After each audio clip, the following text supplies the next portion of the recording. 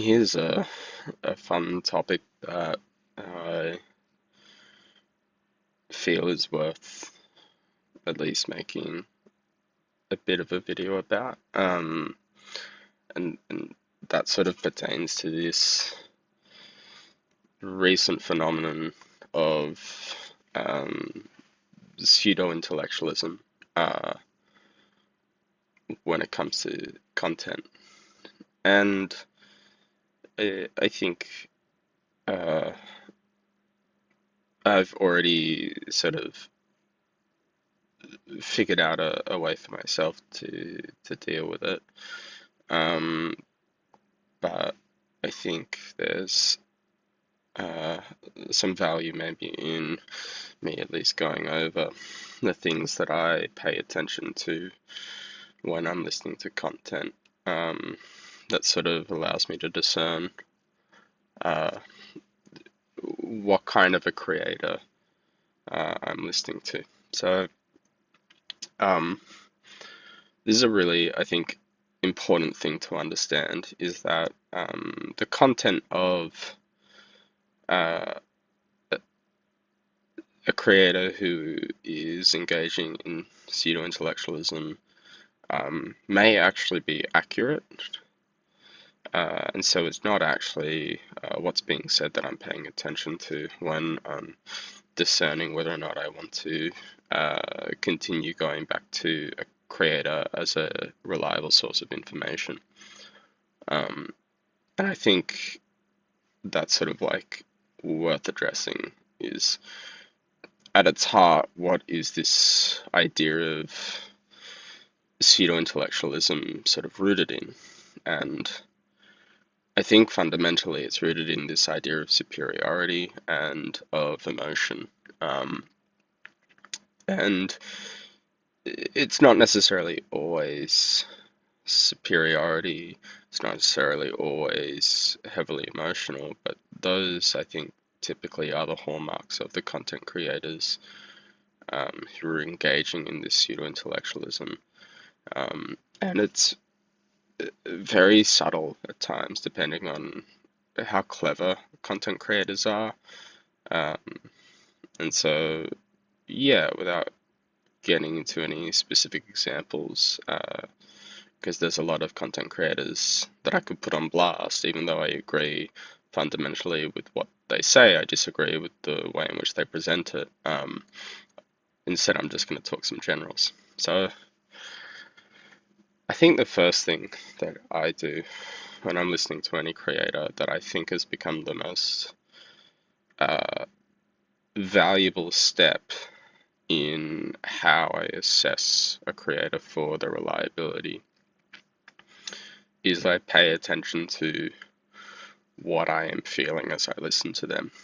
And what I mean by that is, I think genuine creators who are looking to present an idea with its nuance um, will do so in an emotionally neutral tone. Um, and that tone, I don't just mean their voice, I don't just mean their language, I mean the whole video itself. So, the same way that at least I am trying to, uh, I don't have any flashy edits, I don't have any extra fun sounds, um, I don't bother to cut uh, my content, and it's because I'm not looking to pander to the attention span of anybody who may end up watching and listening to me. If I've got something worth saying and a viewer can listen to me and realize that it's worth saying, they'll stick around. And if they don't, then I'm maybe not the creator for them right now, and there's other creators who will, do what I do, but over a shorter time frame. So that's where I think like Matthew Remski was a really good example, which is why I highlighted him. He fills this, 3-minute Instagram reel gap in an incredible way that I just don't care to, and I don't think I have the skill to. But what you'll notice as well in his videos is there's no flashy sounds, there's no cuts, there's no things in his content to keep your attention other than what he's saying. What he does, I think, very well as well, which I think is not seen in those engaging in pseudo-intellectualism, is you don't really see him look to reaffirm any any prejudicial like emotions that a viewer might come in with.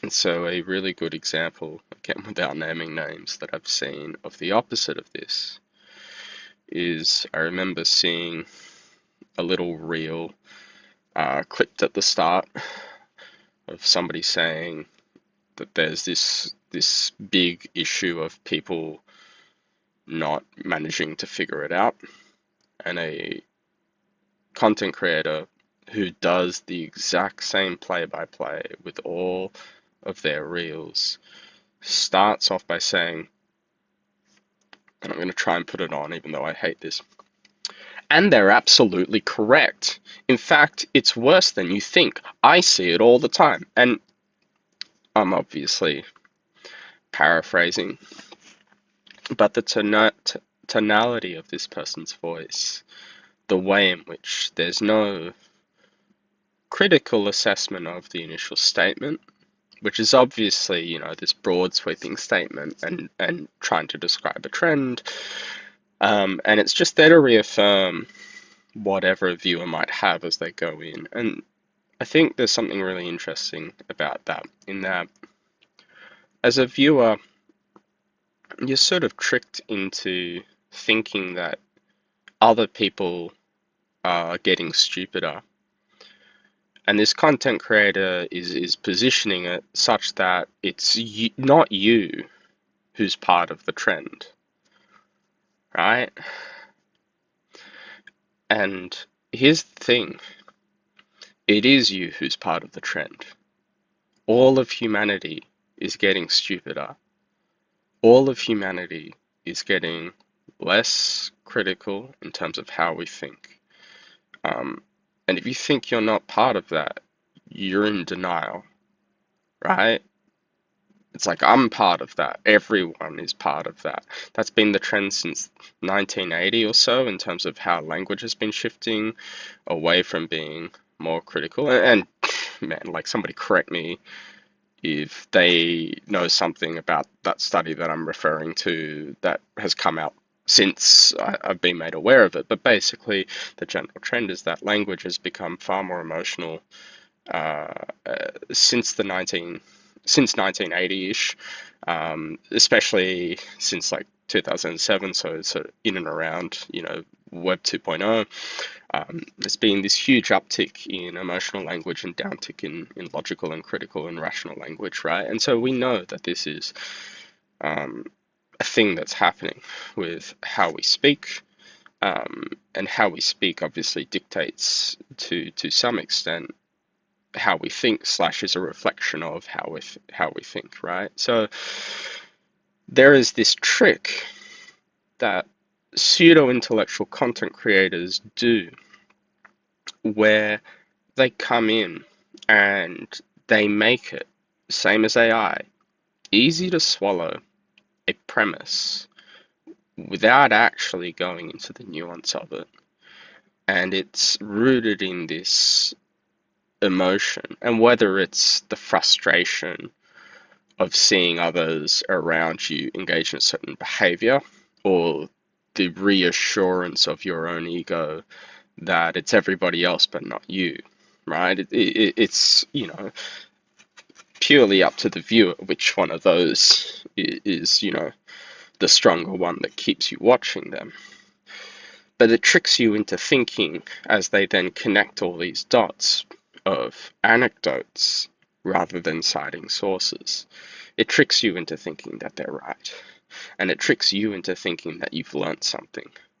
And what I've noticed is that these same content creators, where they maybe connect ideas that are rooted in fact and reality, but they do it from an emotional foundation, then also connect ideas that are just wrong.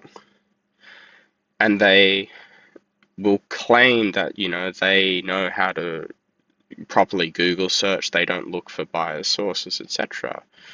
But there are real examples of these content creators actually engaging in the same kinds of behaviors that they're critical of when it comes to people not having the ability to figure it out. And it's, I think, fundamentally tied to the fact that uh, it's very easy to trick ourselves into thinking that we're good at um, assessing sources and more so than other people. And the moment we trick ourselves into thinking that, I think we shortcut the full process of critical thinking, which is that no matter what we read, at some point, unless we're truly an expert in a field, we are deferring the critical thinking process eventually to a point of social trust. And really, what I mean in that is, if I go to Google and I search something up, I've got a billion, search results. And obviously, with how Google is compared to how it was, typically we'll click on maybe the first link or two if we're actually trying to understand, the thing that we're searching for and not just deferring the whole process to some silly AI summary. So we'll click on that first link or two, and hopefully that link will often be a really reliable source. But it's sort of a coin flip, right? So sometimes it might be Wikipedia. And Wikipedia has done an incredible job of remaining incredibly vigilant with regards to the reliability of their information. And so, okay, that's cool. We can look at the content on Wikipedia as our starting point, and Wikipedia itself lists its own sources. That's very cool. Sometimes it might be Reddit, and Reddit doesn't have any of that, right? Reddit is just some guy saying something and then some other guy saying something, and you don't really know what it is that they're saying, right? So imagine we have to pick between the two. Now, if we have a higher degree of critical thinking, we might realize that, okay, generally speaking, the reliability of Wikipedia is going to be higher because of the practices that they have with regards to how they curate their content. So we might defer our our perspective to Wikipedia over whatever Reddit says, and if those two things are different, then we're making a reliably likely choice in terms of being accurate. That is, the probability that the information on Wikipedia is right and that the information on Reddit is wrong is much higher than the other way around, generally speaking. But at some point, we hit the limit of our understanding, and even if we go into all the sources that are in that Wikipedia article, at some point we're going to lack the ability to discern the actual, truth of the matter, because we're not going to be experts in every single field. And so we're going to eventually have to defer social trust to the authors of either the Wikipedia article, or if we look at all the sources, the authors of those particular sources. And this is really cool in that that's how all of human knowledge works. So I read, the sources with regards to a Wikipedia article on something, and the authors of those sources, let's say, are PhD experts in their field, and I read what they've got to say, and ultimately there gets a point where I lack the depth of knowledge to be able to critically evaluate everything said by these experts, and so at some point I have to go, okay, well, this aligns with this and this aligns with this, and given their track record, they're likely to be right, and so I'm going to defer some social trust to this source and say, hey, this is probably how it is. But until we're experts in everything, no matter what, we are always deferring some degree of social trust. And I think that is the key difference between pseudo-intellectual content versus genuine intellectual content, is that when you listen to somebody who is engaging in pseudo-intellectual content, The degree of certainty with which they present ideas is incredibly high. And there's this, I think, bleeding effect from uh, logic and formalism that is carried over into a lot of other fields, that ultimately is the root cause of this. So in school, when we do maths, it very much is that there is a right and there is a wrong answer. It's very black and white. And so because of the language of mathematics and the formalization of it as basically a a universal system of formalization, um, basically the language itself tricks us into thinking that pretty much everything else can actually be boiled down to black and white answers, right? And I think it's that people tend to forget that there's huge amounts of data behind why we believe certain things. But ultimately, that data helps us build models of approximation. And the only reason we stick with those models is because there's lots of data that seems to align with them. But there's been, unfortunately, plenty of historic examples where the model of approximation that seems to be right, that has lots of data supporting it, ends up being wrong. And a really fun example of that would be, Newtonian mechanics, where it seems to all work. It seems incredibly accurate, and was for hundreds of years. And then suddenly we run into these weird issues when we're doing things really, really, really fast. And and then suddenly it doesn't work. And somebody has to create a new model, and it's building upon this original approximate model that, F equals ma, that Isaac Newton built. But it's only through somebody already being an expert in that field that they're able to look at where that approximation falls short in a specific edge case, that they're able to then create a new model and then propose that, hey, theoretically this is more accurate and this is the better model, and you would be able to test it in this particular instance, and if I'm right it would look this way, and if I'm wrong it would look this way, right? And that's how science is. Now, when it comes to mathematics as a universal language, I'm not going to get too much into the shortcomings of it, other than to very briefly touch on Gödel's incompleteness theorem, which is a formal, philosophical, and mathematical proof that no system will ever be complete. So even the language of mathematics is something that we have actually effectively constructed, and it will not be finished, right? And that, I won't get too much into the bigger complications of that, but suffice to say that if we fall into this trap of certainty, then it's very easy when somebody plays on our emotional state to be led along a certain line of thought. And I think that's fundamentally a byproduct of the algorithms that select for successful content.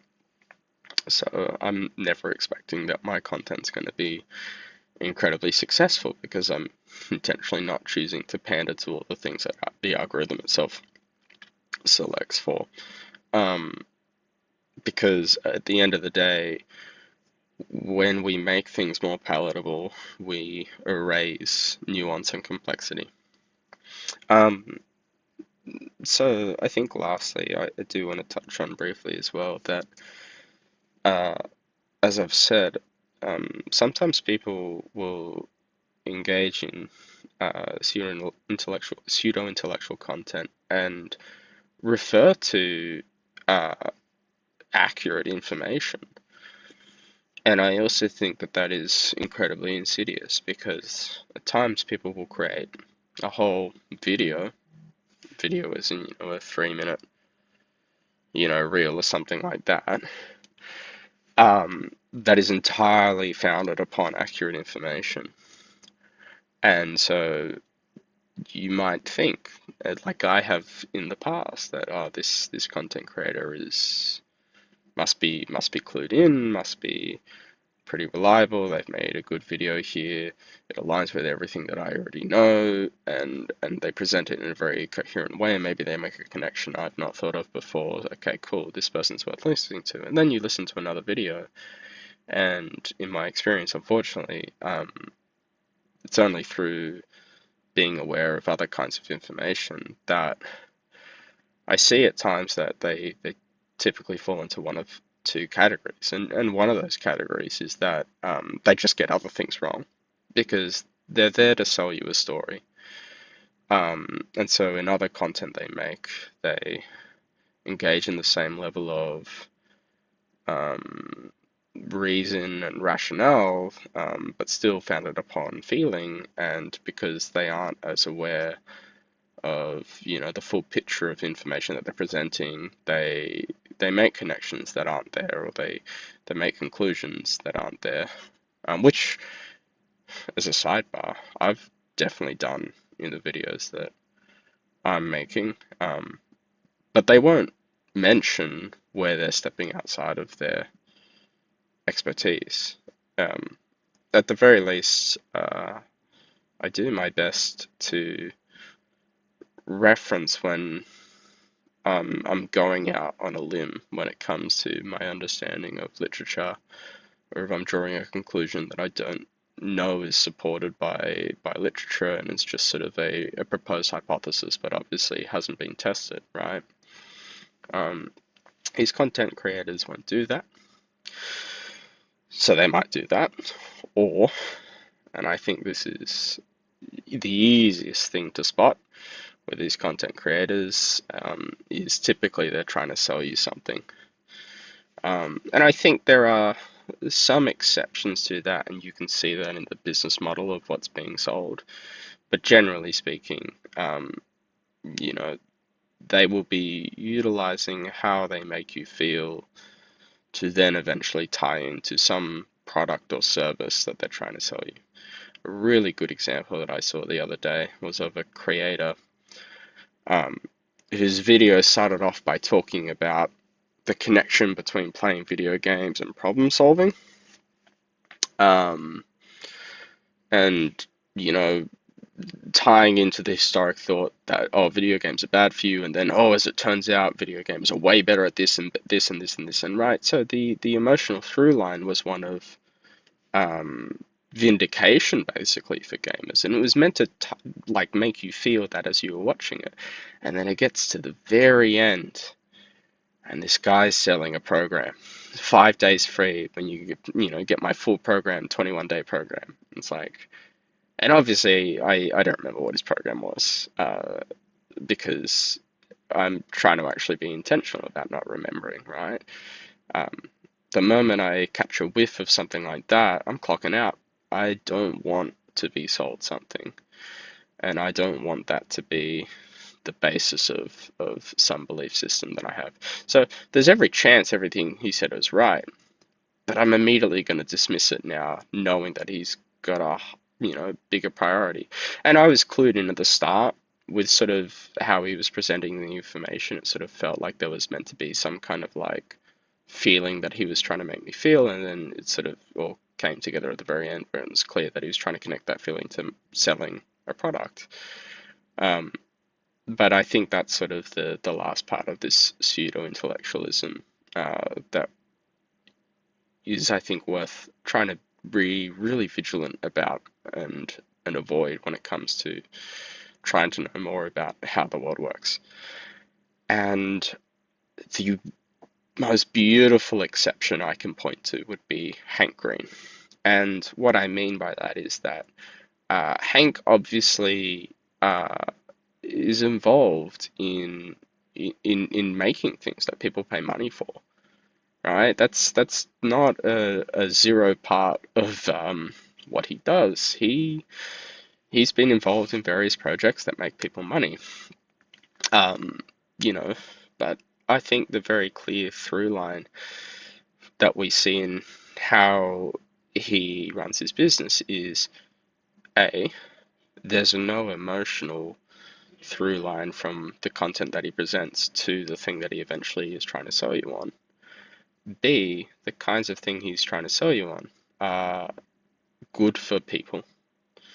And I mean that in the very literal pro-humanist sentiment. That is, he is trying to do things that realistically are just socialist, but need to be done through a capitalist framework because we don't have socialism. And so when it comes to that, you see that in how he talks about whatever it is that he's presenting, the kinds of things he's making. And so that I think is a very good example of a clear exception to the trends that I've sort of been speaking about. Yeah, I think I'll end the ideas there. Um, but yeah, maybe there's more things to touch on when it comes to pseudo-intellectualism. And also I think like really importantly, actually the last thing I'll leave with is um, anybody can fall for it, and including myself. Um, Part of the thing to do with pseudo-intellectualism is that um, it's tied to emotional through lines, and sometimes that is intentional because people do it to get people to engage with their content and watch more often, and so you can see a lot of the intentionally manufactured pseudo-intellectual content. But there is one other facet, which is that people can just make up things because they feel that they're right, and they lack the intellectual rigor within themselves to be able to actually check if what they're presenting is accurate or not. And uh, that does somewhat tie into um, an idea that I'm exploring and researching that I feel very uncomfortable presenting at the moment publicly because I know that it's rooted in my intuition and not yet fully formalized, and so it's not something I want to throw out there uh, and have people be tricked into thinking that it's more right than it is, which is to say, it's a hunch that I have based on pattern recognition and my intuition for trends, but I've not checked it fully yet.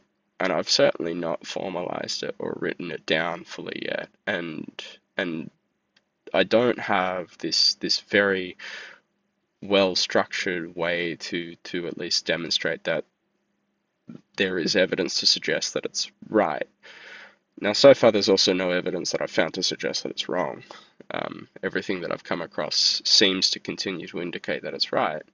But the key part for me is that I also lack expertise in certain facets with which it seems to be right, that I would feel I have an obligation to do my due diligence into understanding further before I start proposing my idea publicly.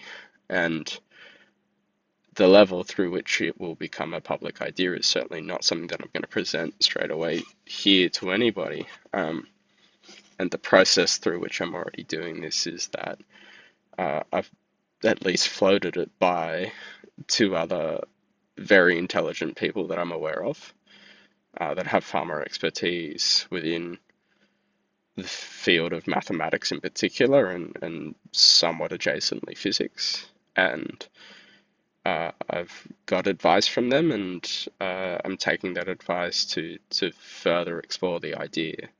And that's sort of the level through which I think the path through which one should, I think, take uh, feelings and intuitions of, I think, significant impact. Um, if it was just a vibe and I wasn't going to explore it, I might say it as a throwaway, but it's not something that I'm not going to explore. So there's no point, I think, putting it out online just yet. and instead it's worth really, knuckling down and hammering it out and figuring it out and seeing how accurate it is. So yeah. Anyway, that's it.